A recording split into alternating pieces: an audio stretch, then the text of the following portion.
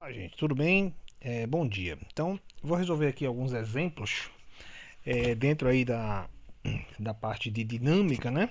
Leis de Newton e aplicações diversas, né, da lei de Newton, certo? Bem, alguns problemas bem simples e outro um pouquinho mais sofisticado, tá legal? Então vamos lá. Então, o primeiro problema é bem básico, certo? Porque é o seguinte, você tem um plano inclinado, tá bom? Nesse plano inclinado tem um corpo aqui, né, de massa m, que está subindo com velocidade constante, tá bom? Né? Tem uma força F puxando ele para cima, tá? E o movimento dele se dá, né, sem atrito, não existe atrito aqui na superfície, tá bom?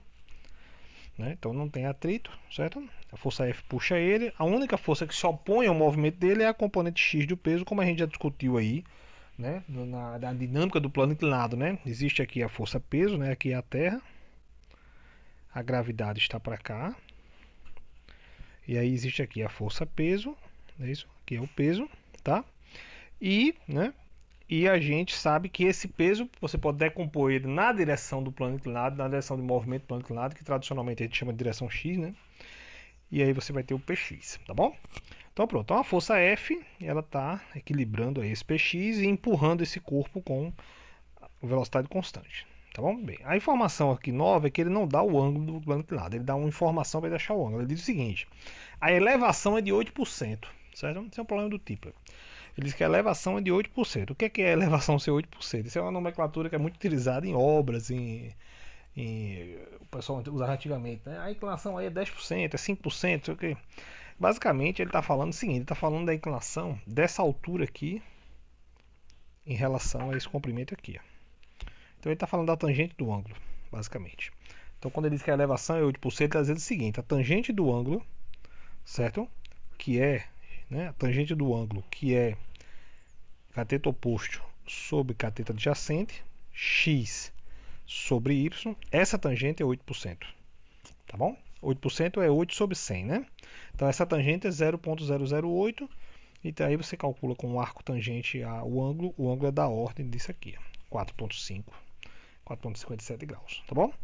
Pronto, aí agora é fácil, né? Se eu tenho um ângulo, sei que a velocidade é constante, e a velocidade é constante, essa força tem que ser igual a essa força, né? Movimento sem aceleração. Velocidade constante quer dizer que a aceleração ali é zero, tá? A aceleração é zero. Então, basicamente é só fazer F menos Px igual a zero, né? E F vai ser igual a Px. Então, a força que ele está procurando é igual à componente x do peso. A gente mostrou já que a componente x é essa expressão aqui, não é isso? Beleza? E aí, a gente só calcular ela aí, né? Pegar a massa, né? A massa, ele deu aqui a massa são 100 kg, tá? O G eu estou considerando 10, né? E aí a gente chega facilmente nessa expressão, nesse valor aqui. Tá bom? Então é isso. Então a componente x do peso, né? É a força que está causando esse movimento com velocidade constante aí, né? É o valor numérico da força que está causando esse movimento com velocidade constante. Tá bom, gente? Pronto, vamos para outro probleminha aqui, que é o seguinte. Você tem aqui um plano de novo, certo? Sendo que esse plano agora tem atrito. Tá bom? Você tem um plano. E aí o que acontece? Esse plano, você é abandonado lá de cima do plano. Você é abandonado aqui, ó. Essa posição aqui abandona você, né, nesse ponto aqui. Então, se ele te abandona, a tua velocidade inicial é zero, tá bom? E aí, tu desloca aqui até aqui, ó, né? Esse comprimento aqui é dado, são 72 metros. E é dado também o coeficiente de atrito entre você e o plano, tá bom? E é dado a massa, ok? Aí a pergunta do problema é: calcule a velocidade aqui embaixo, qual a velocidade final quando ele chega aqui embaixo, tá bom? Então, bem, como isso é um problema de movimento, no final das contas, retilíneo, uniformemente variado, no final das contas é isso, a aceleração é uma constante aí, eu posso usar a Torricelli, né? Eu tenho aqui que a velocidade inicial aqui é zero, não tem velocidade aqui, tenho deslocamento e posso encontrar a velocidade final aqui. A diferença é que o que falta agora é encontrar quanto é a aceleração.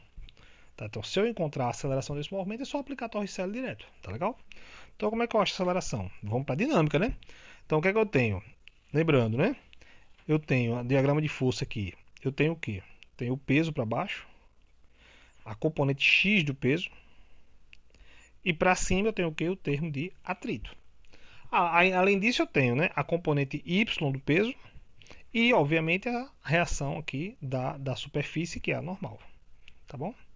Né? Componente Y do peso e a reação do apoio. Tá legal? Então é isso. Então, na direção do movimento, eu só tenho duas forças: Px e força de atrito. Tá bom? Então, quem é Px? Px é P seno de θ.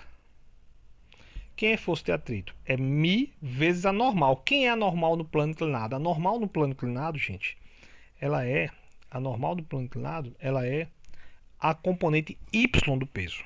Tá bom? A gente já discutiu isso nos últimos vídeos, né? Então, a força resultante fica Px menos força de atrito. Isso é igual a massa, né? Isso é igual a massa vezes aceleração. Divide tudo para massa, não sei o que, encontra quanto é a aceleração. Então a aceleração do movimento é essa daqui. Agora, se eu tenho aceleração, aplico Torricelli. Aí é o que? Né? V final ao quadrado, V0 inicial ao quadrado, mais 2 vezes A delta X, vezes deslocamento. Isso é a equação Torricelli, né? Que ele também deduziu. Como você foi abandonado lá na parte superior do plano, a velocidade inicial é zero. Então esse cara aqui vai pro saco. Só sobra o quê? VF. Então passa a raiz para lá. É 2A vezes ΔX. Substitui o A. Né? Substitui aqui o A. Né? Substitui as quantidades. G. Eu estou botando G igual a 10. Faz as continhas. Dá aproximadamente 16,8 metros por segundo. Então essa é a velocidade dele lá embaixo. Tá bom? Então vamos para outro probleminha aqui. Esse é um pouquinho mais sofisticado. Que é o seguinte. Veja bem, você tem um anel, certo? Experimento feito sem gravidade. Sem gravidade. É como se estivesse no espaço. Então você tem um anel, que vai ser como se fosse um trilho para você se mover. E você tem uma contazinha. É como se você tivesse um colar de contas. Certo, gente? Né? Aí você pega aquele anelzinho lá do colar, né?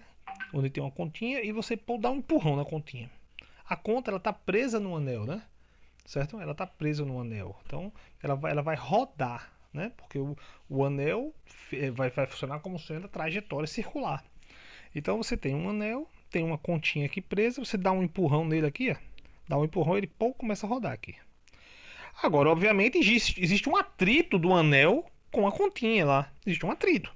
Vai ter uma força de atrito. Eu vou considerar essa força de atrito daquele estilo. Força de atrito igual a μ vezes a normal. Tá bom? Então, essa força de atrito vai parar o corpo. Então, digamos que você vá lá nesse modelo onde você tem um anel e uma conta presa ao anel, deu uma pancada, você deu a velocidade inicial. Qual é a equação que vai controlar a velocidade em função do tempo? Ou seja, como a velocidade muda com o tempo. A gente sabe que a velocidade vai parar. Por quê? Porque eu não tenho nada acelerando, é uma pancada inicial, a velocidade vai ser, entre aspas, diminuída, né? Ou vai ser a energia, né? Vai ser gasta aí pelo termo de atrito. Então o termo de atrito vai frear a conta. Agora, como acontece essa evolução? Como acontece essa dinâmica da velocidade, entendeu? Qual é a equação V em função do tempo, tá bom? Beleza? Então vamos lá. Então vamos fazer esse probleminha aí. Então qual é o lance? Não tem gravidade. A única força realmente que está atuando aí é a força devida ao movimento circular. Essa força aqui devido a essa rotação, que é uma força radial, que a gente chama de força centrípeta. Essa força ali acaba sendo também um termo da normal ali, da interação entre a conta e a superfície. Então vai funcionar como a normal também. Tá? Então você dá uma velocidade inicial, ele é freado pelo atrito. Então o atrito vai funcionar como um termo vai ser a força resultante no problema e vai ser uma força de desaceleração, óbvio. Né? Então, quanto é que é a sua força de atrito? A força de atrito é μ vezes a normal.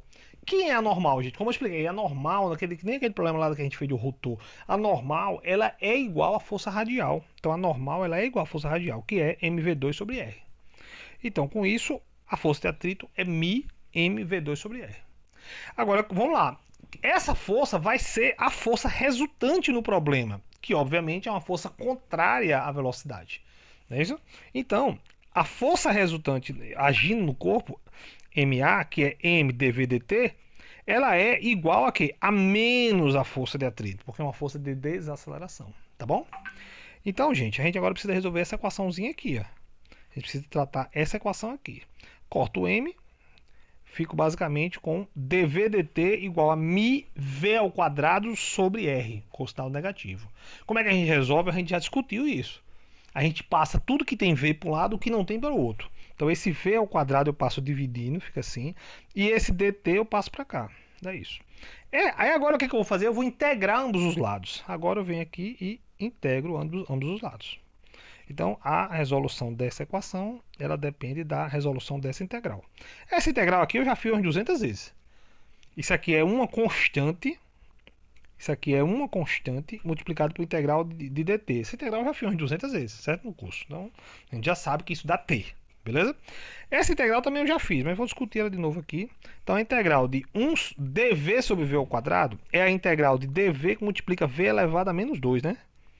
Usa a aplicação direta da equação da v elevado a menos 2 mais 1 sobre menos 2 mais 1. Isso é menos 1 sobre v.